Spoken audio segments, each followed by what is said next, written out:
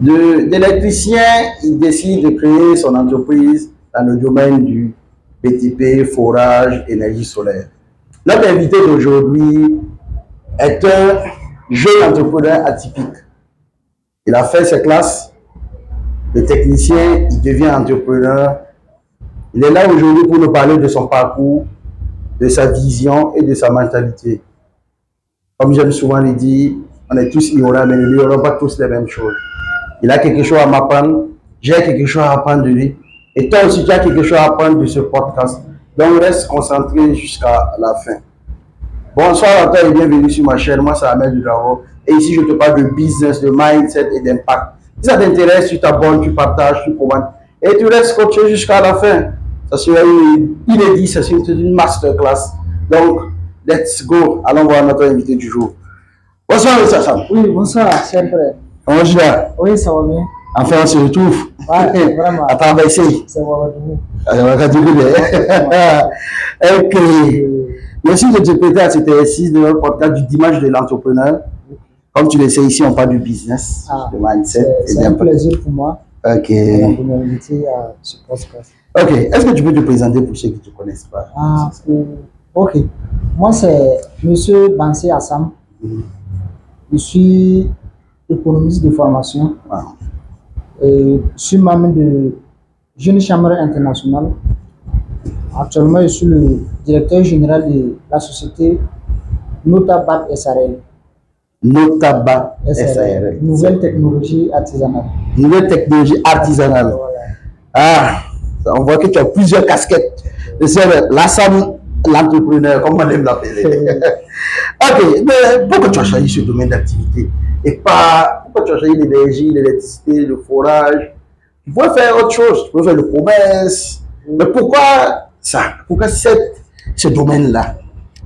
Effectivement, c'est comme j'ai dit, notre BAT SRL, on est plus dans le domaine du BTP, le fourrage, l'énergie solaire. Maintenant, bon, pourquoi ce domaine? Bon, il y a la passion, l'expertise, l'opportunité du marché, entre autres quoi. Il y a la synergie aussi entre les pompes solaires et puis le BTP, l'énergie solaire, tout va ensemble quoi. Donc, je te coupe pas. Donc, tu veux dire c'est la passion qui t'a amené dans ce domaine-là. Voilà. J'aime vraiment manipuler les choses de l'électricité. Donc, qui parle d'électricité, énergie solaire, on parle de la pompe solaire et qui va en même temps avec le BTP. Ok. Voilà. C'est pas l'argent qui te motive? Bon, l'argent c'est en second lieu parce qu'il faut aimer d'abord ce que tu fais avant de penser à l'argent. Il faut chercher à satisfaire la clientèle d'abord. Est-ce que ce domaine nourrit son homme? Quand on voit aujourd'hui que beaucoup de gens se disent entrepreneurs, mais en réalité, ils ne s'en sortent pas. Est-ce que dans ton domaine aujourd'hui, le domaine nourrit son homme aujourd'hui? Bon, selon moi, tout domaine bien exploité nourrit son homme logiquement. Logiquement. Ouais. Mais pourquoi les gens ne s'en sortent pas? Parce que. Bon, je me dis, en tant qu'entrepreneur, il faut vraiment se consacrer à ce que tu fais. Il faut chercher à se former. Surtout lire. Voilà. Parce que nous, les Africains, on n'aime pas lire. Et lire, c'est très, très important, je pense. Donc, je pense que le domaine, en tout cas, nourrit, ça nourrit son homme. Voilà, ça nourrit son homme. Il faut rappeler que tu es mon collègue parce que tu fais du forage. On a fait une formation ensemble et c'est dans ça on s'est connus, quoi. Voilà, donc on ne sait jamais d'apprendre. Chaque fois, c'est lors des formations qu'on s'est connus. C'est-à-dire, si je ne me forme pas, si toi aussi tu ne te formes pas, on n'allait pas se connaître. Voilà. Donc formez-vous. Vous voyez que la formation, c'est grâce à la formation qu'on est là aujourd'hui. Quelles sont les difficultés que tu rencontres dans ce domaine-là? Je sais que beaucoup de gens, quand il n'y a pas de difficultés, c'est au début, en ce moment, parce que bon, quelqu'un m'a dit que la première difficulté ici, c'est le financement. Toi, pour commencer, le financement était un problème pour toi? Bon, dire que le financement, puisque d'abord, c'est comme je t'avais dit, quand tu m'as posé la première question, le financement, je pense que le financement vient en seconde lieu. Parce que d'abord, il faut aimer ce qu'on fait. Ok. faut d'abord aimer ce qu'on fait. Mhm. Et là, petit à petit, tu vas commencer à satisfaire une personne, deux personnes, trois personnes. Et c'est comme ça. C'est quand il y aura le besoin d'agrandir maintenant, Mhm. qu'on va chercher peut-être les financements. C'est vrai que, bon, pour commencer, il faut quand même, voilà, quelques minimum Mhm. pour pouvoir débuter. Mais je pense que le financement n'est pas trop la base, La base, quoi. pour un entrepreneur. Mhm. C'est au fil du temps que tu vas penser à... Mais les difficultés que tu rencontres Les actuellement, difficultés, c'est je quoi? parlerai des défis en fait. Les Moi, je défis. parle pas, voilà, parce qu'il y a plusieurs défis qu'il faut relever. Parce que si tu dis, bon, je n'aime pas parler trop de difficultés, mais les défis, satisfaire nos clients, il y a la concurrence aussi. Être entrepreneur, c'est pas facile. On ne dort pas. On ne dort pas, ça ne dort pas. Chercher, voilà, chaque jour que Dieu fait, il faut chercher l'excellence, il faut chercher à s'améliorer. Bon, je pense que c'est ça la difficulté. La difficulté que tu as. Ok, ok. Donc pour toi, la difficulté, c'est de satisfaire ta clientèle, d'essayer de aller de Voilà, l'avant. besoin Ok, toujours ok. satisfait parce que j'aime vraiment que les choses soient bien faites. Tu as bien fait ça, je sais ça, je l'ai constaté. Quel conseil donnerais-tu à un jeune qui veut se lancer, pas dans ton domaine, mais qui veut se lancer dans l'entrepreneuriat? Vu que toi, je veux à la base, comme il dit, c'est un économiste de formation. L'économiste, il décide de se lancer dans ce domaine du BTP, forage. Donc, pour toi, quel conseil donnerais-tu à quelqu'un qui veut se lancer dans un domaine quelconque? Bon, comme conseil, Mhm. c'est comme je t'ai dit dès le départ, je n'essaie de le répéter. En fait, c'est la formation d'abord. Mhm. Il faut toujours se former. Mhm. Il faut toujours écouter la clientèle. Il Mhm. faut toujours. Mais il faut se mettre à la tête aussi que l'argent ne vient pas du jour au lendemain. Ok. C'est ça aussi qui est la base.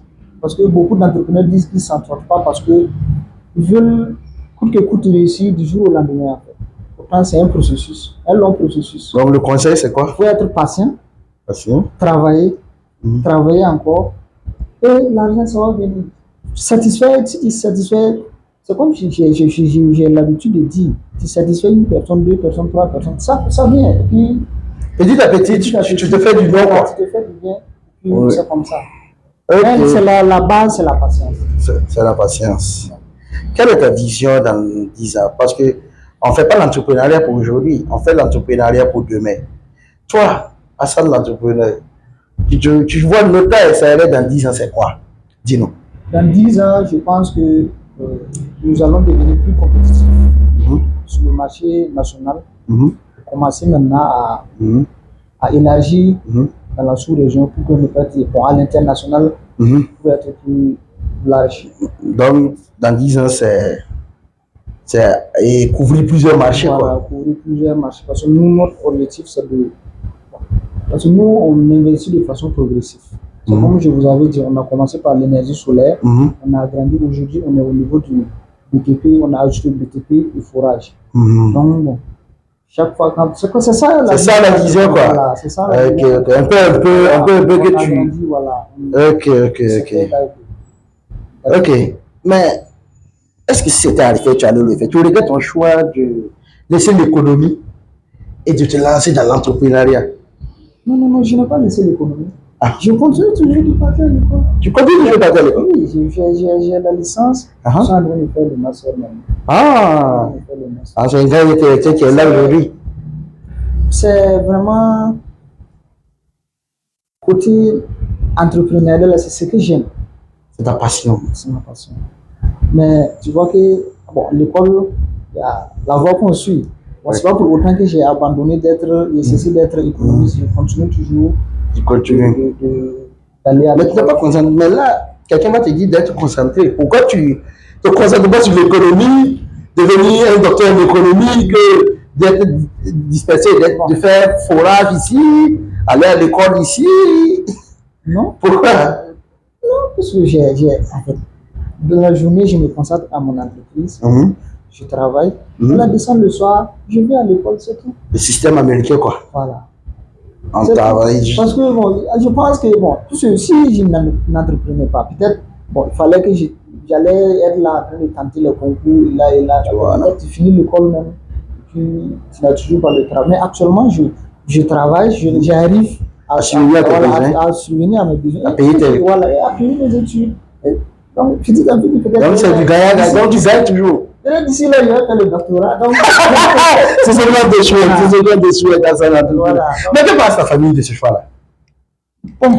Ils te soutiennent parce que être économiste et décider d'être manœuvre, technicien, entrepreneur, la famille au début c'est comment? C'est pas facile, même jusqu'à présent, c'est pas facile. Uh-huh. La famille, bon, c'est pas. Bon, d'autres vont essayer de comprendre, bon, mais c'est pas facile quoi, parce qu'on a des camarades aussi qui sont, d'autres ont déjà eu le concours, d'autres sont là-bas, mais généralement on regarde ceux qui ont déjà eu les concours, qui voilà. Si ça va, bon, on peut dire, bon, ça va. Mais ils ont été un soutien? Oui, mais bon, côté de la famille, en tout cas, je peux dire, beaucoup ne me comprennent pas. Mais comme c'est mon choix, en tout cas, les parents me soutiennent. La fois dernière, on a causé avec un Siakour qui a dit que lui, c'était pas facile parce que lui, il était fonctionnaire même. Oh. Lui a décidé d'abandonner ça pour tout là. Et j'ai souvent dit que entreprendre, c'est être fou. Donc, c'est ça. Ah, c'est vraiment être fou. Parce que souvent, tu rentres, tu fais des choix, tu rentres, pour dormir, même temps, tu n'arrives pas à dormir. Tu te dis, ah ouais, mais c'est moi, j'ai fait ce choix. mais le lendemain, tu es là, tu assumes. Tu assumes. Vu que tes camarades d'école sont toujours à l'école. Parce que quelqu'un a dit que ceux qui te combattent depuis, c'est ceux qui sont dans le même domaine que toi. Tes camarades, ils vont voir que Hassan, il est à l'école. Et pourquoi lui, il se dit, il pense que lui, il peut se lever, faire l'entrepreneuriat. Comment C'est comme ça. C'est ton choix. C'est mon choix. Si tu veux regarder comment les gens pensent, ce que les gens pensent de toi, ce que les gens pensent de ta vie, non, tu ne peux pas s'en sortir comme ça. Vous ne pouvez pas t'en sortir. Tu ne peux pas. Donc, il faut prendre des décisions, faire tes choix, et puis tu assumes. Et tu assumes surtout ça. Tu assumes, et puis tu avances. Ouais, ceux qui vont accepter ton idée, ils vont avancer avec toi. D'autres seront beaucoup te critiquer, vont t'insulter, vont te dire ça et ça, mais assume. Dans quelques années, c'est les résultats qui vont parler. C'est ça, c'est ça. C'est un entrepreneur ne doit pas parler beaucoup. Non, l'entrepreneur ne parle pas beaucoup, c'est les résultats qu'on regarde. C'est les résultats. Ça ne sert à rien de te justifier quoi. Non, c'est les résultats, ça n'a pas de sens. Ouais. On aurait bien compris.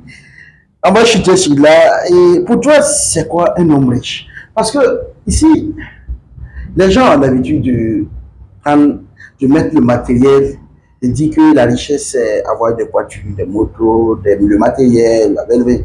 Mais pour toi, c'est quoi la richesse? Bon, pour moi, la richesse, c'est... Oui, tu penses comme eux? Non. Si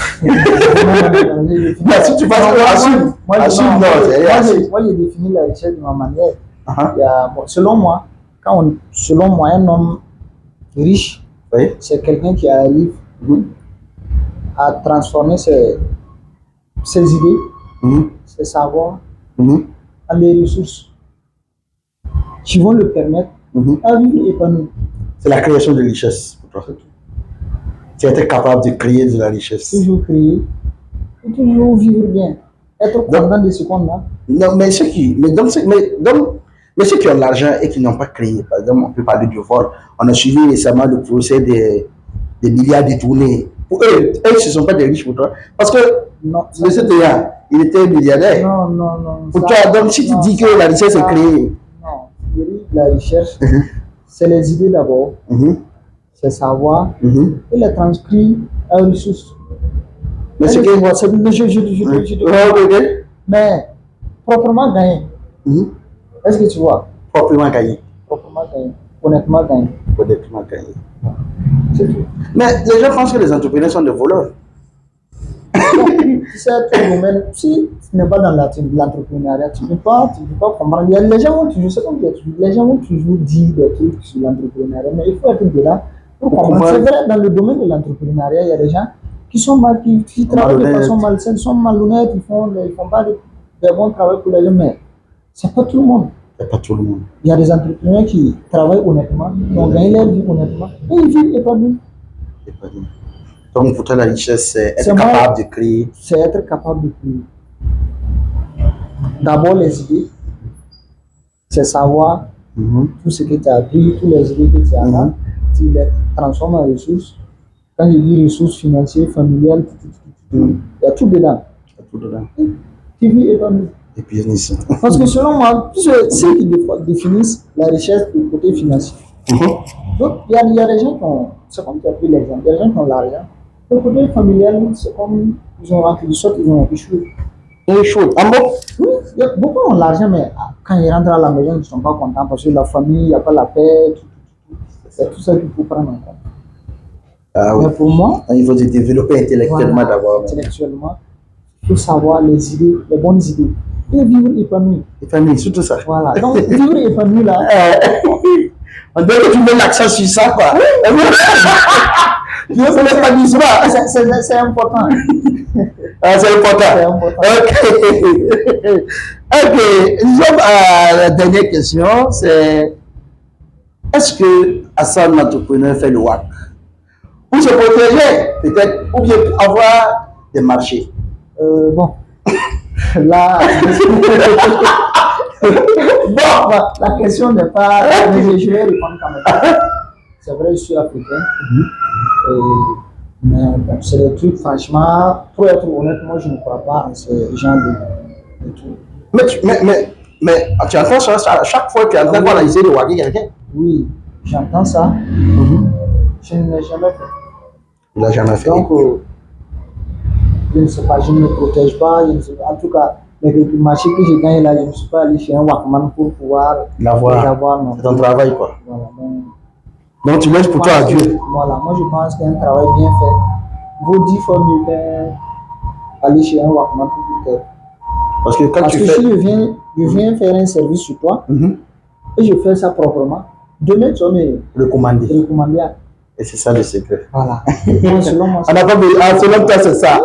Tu pars, tu es un Wakman, il te donne un Wak, tu fais de mauvais travail. On ne va plus jamais t'appeler. Jamais. On va jamais. Tu passes sur lui, tu fais un travail qui n'est pas bon, il ne va jamais t'appeler. Il ne va plus t'appeler. Il ne va plus t'appeler en tout cas. Bon, sinon, bon, honnêtement, pour te voir. Mais pour te protéger, pour éviter que d'autres personnes, parce que la jalousie, c'est fréquent dans notre société aujourd'hui. C'est Dieu, c'est Dieu qui protège l'homme. C'est Dieu qui protège l'homme et l'homme aussi, vu ses actions, sa façon de vivre, sa façon de se comporter. C'est ça seulement qui peut te. Sinon, bon, si un Wakman je donne, par exemple, je pars, on me donne un Wak, on me dit si je bois ça, et si on met poison dans la nourriture, je mange, je ne vais pas mourir. Est-ce que je vais accepter? Je bois et puis je vais accepter. On va mettre poison dans la nourriture et puis je vais accepter ma vie. Non. Donc c'est Dieu qui protège. Donc c'est un état d'esprit, quoi. Voilà. C'est Dieu qui protège. C'est Dieu qui protège. On a compris, Hassan Adjoumounet. À la fin de notre podcast, c'était. C'est de ne pas lâcher. Non, il ne faut pas lâcher d'abord. C'était l'objectif. C'est le dimanche de l'entrepreneur, c'est juste parler. Quand on fait ce genre de podcast, c'est pas que les gens pensent que d'autres vont voir, ils vont dire qu'ils se croient coquilles, c'est parce qu'ils pensent qu'ils ont réussi. Non, je dis souvent que c'est pas parce qu'il a réussi qu'il parle. C'est parce qu'il veut partager quelque chose. Parce que tu connais des choses, je connais des choses, mais ce que moi je connais, toi tu connais pas, ce que toi tu connais, je ne connais pas. Donc c'est partager des choses. Et enlever cette majorité des Africains qui pensent que il faut faire des pics bizarres pour essayer de faire des... Il faut être serein. Serein. Et honnête. Honnête, c'est ça. Le mot de faire, c'est ça. Merci beaucoup. Vous avez bien compris, il faut être serein, honnête et vivre épanoui. C'est ce que j'ai retiens de ce podcast. C'était à Axe, ça s'est passé. On se donne rendez-vous au prochain dimanche, même heure, même canal. Le mot est fin pour nos abonnés qui nous suivent. Bon, c'est pour encourager mes frères entrepreneurs, ceux qui rêvent d'entreprendre. Je pense que le domaine est trop, on peut dire, c'est large. C'est large. On peut entreprendre. Dans le domaine que tu aimes, commence toujours dans le domaine que tu aimes. L'argent, c'est vrai qu'on a besoin de l'argent pour commencer, mais le minimum, c'est que tu as. Commence avec ce que tu as. Commence avec ce que tu as. Tu n'es pas obligé de commencer grand. Commence un peu à peu. Et bats-toi. Reste concentré. Je pense que c'est ça, la définition de l'entrepreneur. Le secret seulement, c'est ça. Commence là où tu es, bats-toi et reste concentré. Voilà. Vous l'avez compris. Merci beaucoup.